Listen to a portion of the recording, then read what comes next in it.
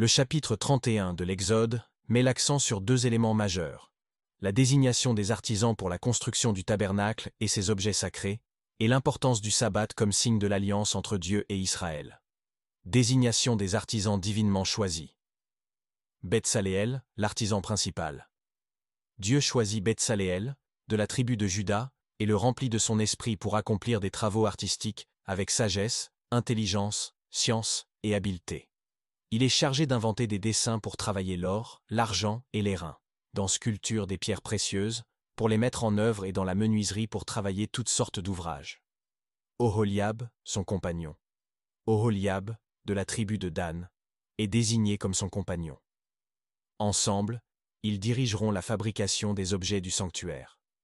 Ils sont chargés de fabriquer tous les éléments du tabernacle: l'arche du témoignage, le propitiatoire, et tous les ustensiles du tabernacle, la table et ses ustensiles, l'autel du parfum, l'autel des holocaustes, la cuve et sa base, le chandelier et ses ustensiles, les vêtements du service, l'huile d'onction et l'encens parfumé.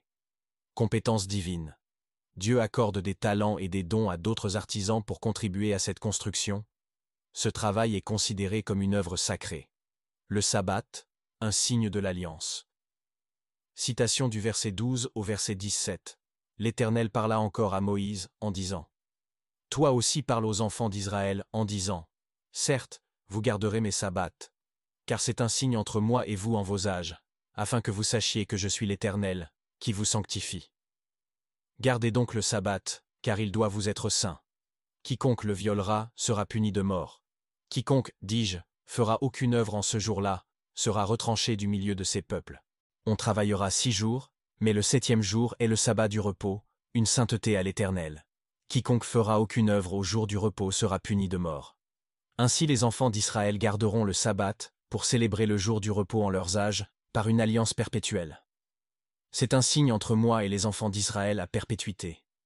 Car l'Éternel a fait en 6 jours les cieux et la terre, et il a cessé au 7e, et s'est reposé. » Les tables de la loi données à Moïse.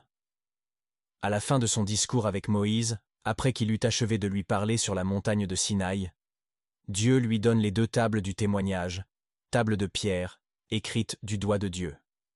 En conclusion, le chapitre 31 de l'Exode souligne l'importance du rôle des talents et des dons spirituels dans le service à Dieu, illustré par Betsaléel et Oholiab. Il met également en avant la centralité du sabbat comme signe de l'alliance entre Dieu et son peuple. Ce chapitre nous enseigne que toute œuvre pour Dieu doit être accomplie avec dévotion et obéissance, et que le repos spirituel est essentiel pour reconnaître la souveraineté de Dieu dans nos vies. Je vous invite à prendre votre Bible et à lire ce chapitre entièrement.